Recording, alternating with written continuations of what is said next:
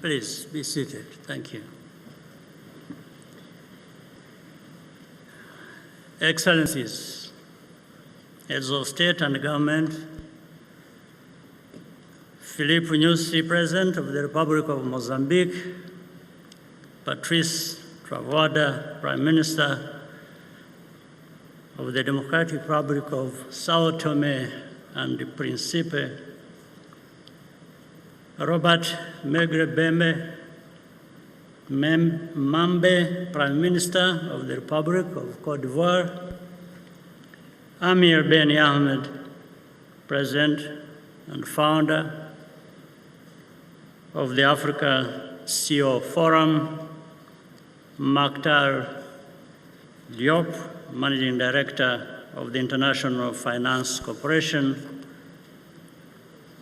Honorable Prime Ministers, Ministers, and senior government officials, Chief Executive Officers and members of the private sector, distinguished ladies and gentlemen, dear friends, I'm very pleased to be with you today for the Africa CEO Forum.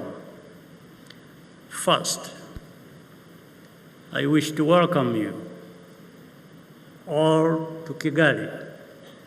I hope you will enjoy your stay with us.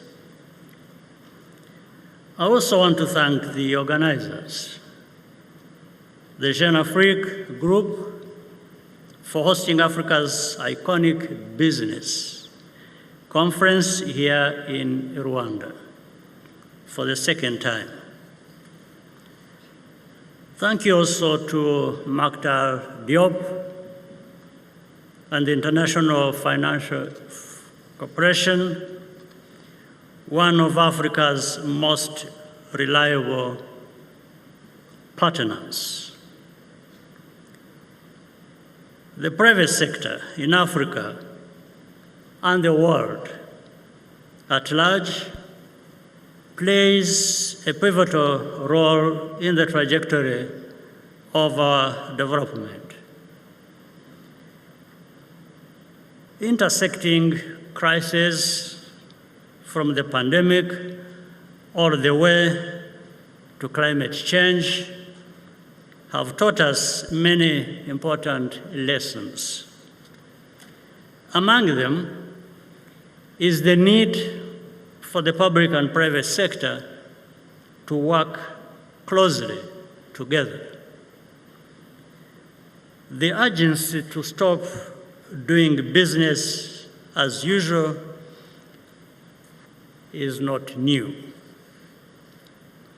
Over the years, what has become clearer is that our common challenges can be solved if we work together.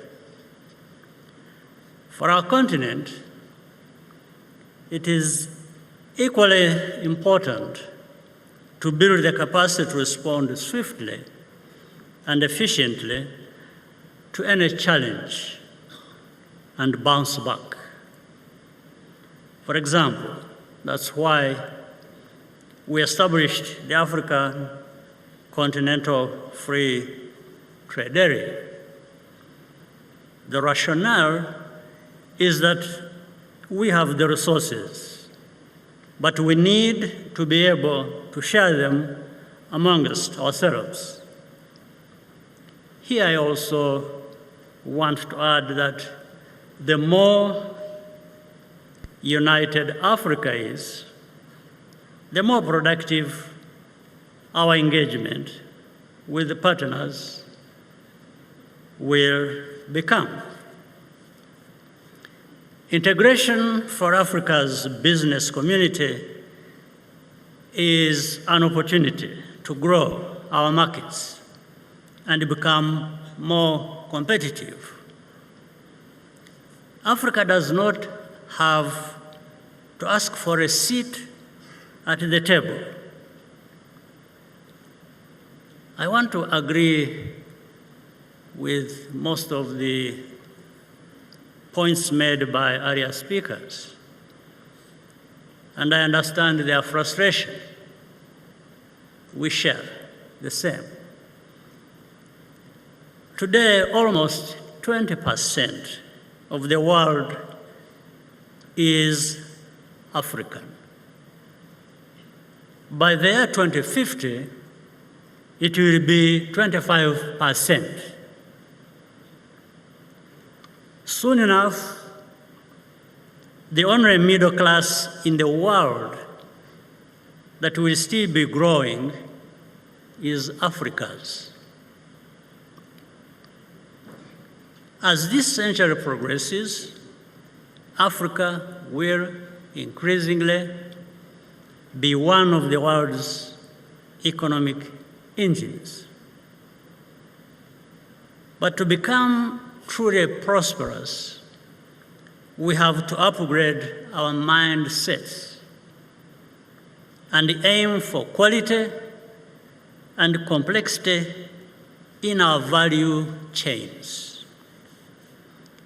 We cannot remain a place where people pull rocks out of the ground, which others then turn into high-tech products and sell back to us. It is not sustainable. It's simple and clear. This will take a lot of time and effort, but Africa can do it. In everything we do, good governance and politics play a very important role. Having the solution is not enough. The willingness to find a middle ground and not let unnecessary levels of bureaucracy get in the way can make things work better and faster. We also need to challenge the status quo across all areas, whether it is in a business, politics, or civil society. Anything that can be done anywhere in this world can also be done in Africa. And why don't we just do that? Once again, thank you all for coming to Kigali. I hope you will enjoy your stay with us and come back again and again. My simple but very important task, therefore, this morning was to welcome you and thank you, and we are happy to work with you. Thank you for your kind attention.